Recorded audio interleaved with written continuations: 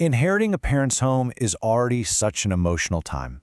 But when you find out there's a reverse mortgage involved, it can add this whole other layer of financial stress and confusion that, let's be honest, can feel just completely overwhelming.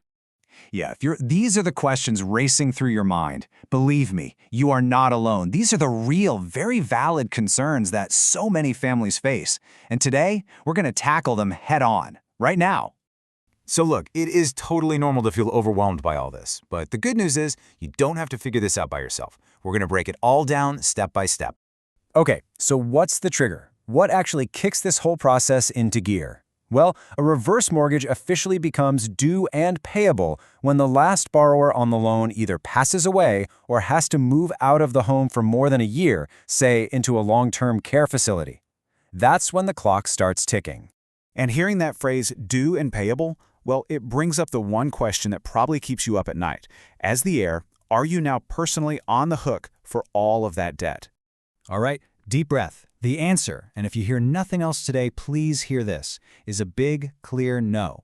You are not personally on the hook. And the reason comes down to these two magical words right here, non-recourse loan. This is a massive, massive layer of protection for you and the rest of the estate.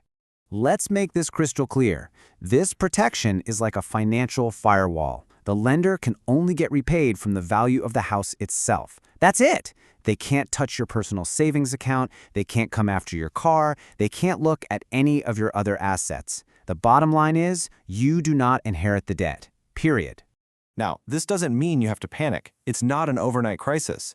As you can see, there's a process. Once that loan is officially due, you generally have about 6 months to figure out your next move. And here's a pro tip. If you keep the lines of communication open, most lenders are willing to grant extensions, sometimes for up to a whole year.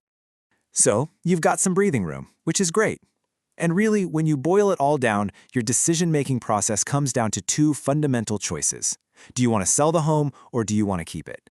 So option one, and this is the most common path, is you sell the property and the loan gets paid off right from the money you make on the sale.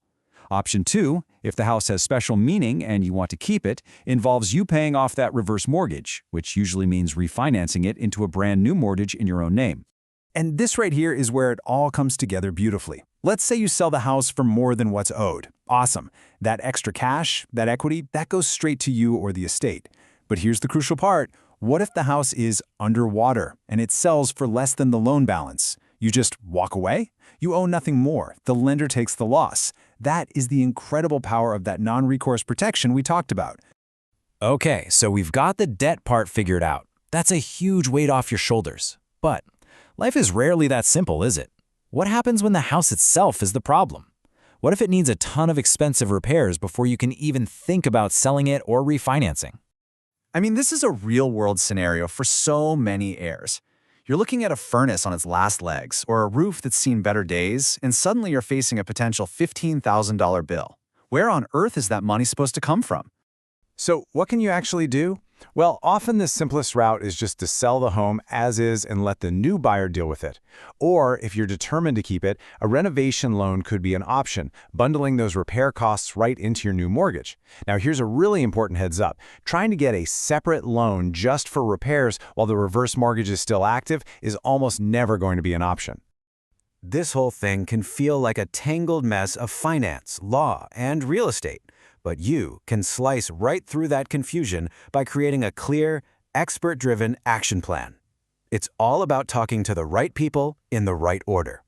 Don't guess, get facts. Here are your first 4 calls. Number 1, call the mortgage servicer to get the exact payoff amount. 2, talk to an estate attorney to understand your legal role and responsibilities. 3, get a real estate agent in there for a realistic, no fluff, as-is value.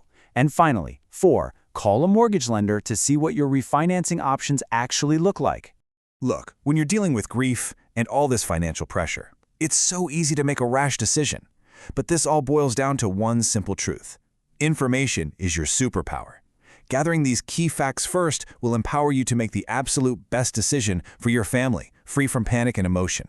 So there you have it. We've walked through the debt, the timeline, your big choices, and even how to handle tricky repairs. You have the framework now. You have the playbook to move forward with confidence. The only question left is the one you are now equipped to answer. What is the best first step for your family's unique situation?